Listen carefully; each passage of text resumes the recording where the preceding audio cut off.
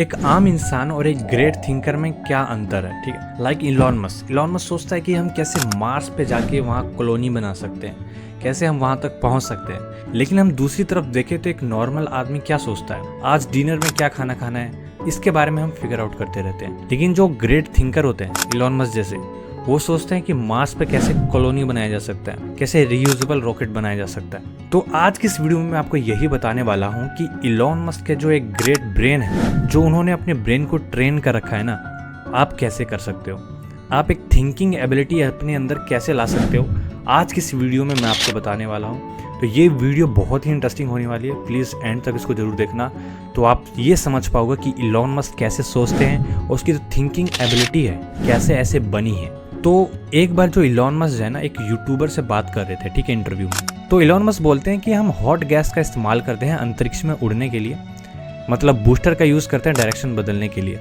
तो जो दूसरा यूट्यूबर है वो पूछता है कि ज़रूरी है हम बूस्टर का यूज़ करें, ज़रूरी है हम हॉट गैस का यूज़ करें, क्यों ना हम नॉर्मल एयर का यूज़ करके उससे भी तो बूस्ट कर सकते हैं। तो इलॉन मस्क को इससे आइडिया आया, क्यों ना मैं अपने स्टारशिप के अंदर नॉर्मल एयर से जो है डायरेक्शनल बूस्ट लगा सकता हूँ, ठीक है। हमें क्यों जो है ऑक्सीजन वेस्ट करना है बूस्ट के अंदर, ठीक है। हम नॉर्मल बूस्ट की मदद से भी जो है इसको डायरेक्शन चेंज कर सकते हैं, ठीक है।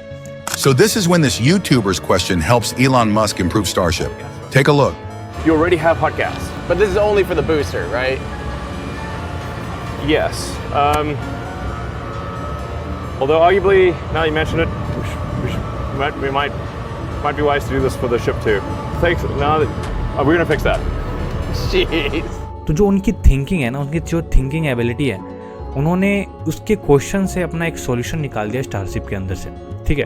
तो सबसे पहली क्वालिटी जो एक थिंकर की होती है वो है ask better question. Elon Musk ने एक बार कहा था कि हमारा गोल जो है परफेक्ट होना नहीं है, हमारा गोल जो है लेस रॉन्ग होना है, मतलब कम गलती करना है, जिसकी मदद से वो आज इलॉन मस्क इस नतीजे पे पहुंचे हैं। तो जैसे वो सोचते हैं ना, उनकी थिंकिंग के बारे में मैं आपको बताता हूँ। हम रियूजेबल रॉकेट कैसे बना सकते हैं, हम मार्स के अंदर कॉलोनी कैसे बना सकते हैं, तो ये सब जो है क्वेश्चनिंग का थिंकिंग जो है इलॉन मस्क जो है वो पूछते हैं, जिसकी मदद से जो उनका ब्रेन जो है ना काफी क्वेश्चनिंग टाइप का हो गया है। जो सबसे पहला पॉइंट है जो इलॉन मस्क को जो ग्रेट बनाता है ना, वो ये है कि आस्क बेटर क्वेश्चंस। पार्ट 2, इसके अंदर मैं आपको बताने वाला हूँ कि बहुत सारे जो लोगों की थिंकिंग है ना, उसके अंदर क्या गलत है। आज की इस दुनिया में ना जो हम ऑटो पायलट पे काम करते हैं, मतलब हम सुबह उठे ऑटोमेटिक ब्रश करने लग गए, फिर ऑटोमेटिक नहाने लग गए, मतलब हम ऑटो पायलट में हैं।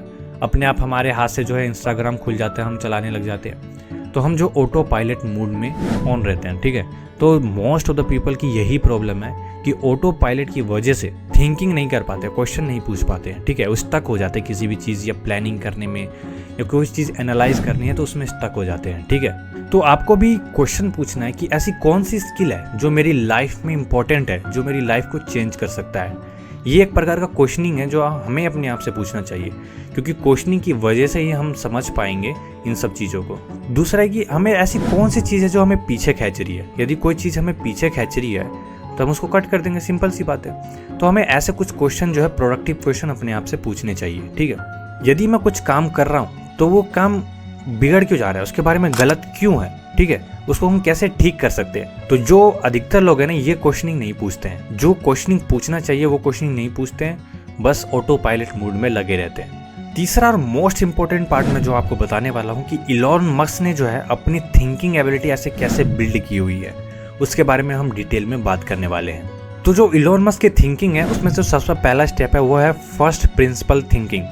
इसके अंदर हम क्या करते हैं, जो क्वेश्चन को है ना वो बहुत ही बेसिक स्टेप में तोड़ देते हैं। जैसे कि हम ये क्वेश्चन पूछ सकते हैं कि स्पेस में ट्रैवल करना इतना एक्सपेंसिव क्यों है। ये क्वेश्चन हम पूछने की जगह हम ये पूछ सकते हैं कि ऐसा कौन सा मटेरियल है जिसके वजह से जो है स्पेस में जाना इतना एक्सपेंसिव है। तो ये है फर्स्ट प्रिंसिपल थिंकिंग।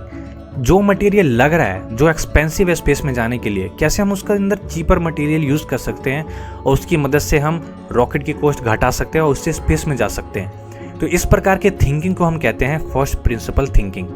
सेकंड जो थिंकिंग एबिलिटी है जो इलॉन मस्क बहुत यूज़ करते हैं वो है आस्क व्हाट इफ, मतलब व्हाट इफ यदि ऐसा होगा, क्या होगा अगर मैं ह्यूमन को मार्स पे भेज दूंगा, क्या होगा अगर इस दुनिया में गैस ना हो, क्या होगा अगर हम ऑक्सीजन का यूज ना करें ईंधन के लिए। तो बहुत सारे जो क्वेश्चन है ना व्हाट इफ टाइप के, ये इलॉन मस्क अपने आप से बहुत पूछते हैं, अपने एम्प्लॉय से भी बहुत पूछते हैं, अपने आप से भी बहुत पूछते हैं। तो तीसरी चीज़ जो इलॉन मस्क बोलते हैं वो है फीडबैक। इलॉन मस्क कहते हैं कि कभी भी फीडबैक अपने फ्रेंड से मत मांगो, क्योंकि यदि फ्रेंड से फीडबैक मांगोगे ना तो आपको हमेशा नेगेटिव ही वो बताएंगे, ठीक है। तो आप क्या करो कि दूसरे लोगों से पूछो जो आपके बारे में जानते हैं थोड़ा बहुत, उनसे पूछो। यदि वो आपको जानते हैं, ठीक है, तो उनसे पूछोगे तो आपको कुछ शार्प चीज़ें बोलेंगे, आपको लग सकता है बुरा लगे, लेकिन वो बातें ठीक होंगी। उसके बाद हम चौथा स्टेप में चले कि इलॉन मस्क की जो थिंकिंग प्रोसेस है, किस प्रकार के क्वेश्चन पूछने चाहिए, किस प्रकार से उनकी जो थिंकिंग एबिलिटी है वो काम करते हैं, उसके बारे में हम बात करेंगे। पहला है कि स्टार्ट आस्किंग बेटर क्वेश्चन, ठीक है।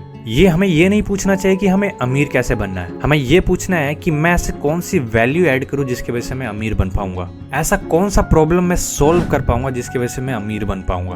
तो हमें कुछ ऐसे क्वेश्चंस पूछने चाहिए। तो स्टार्ट आस्किंग बेटर क्वेश्चंस।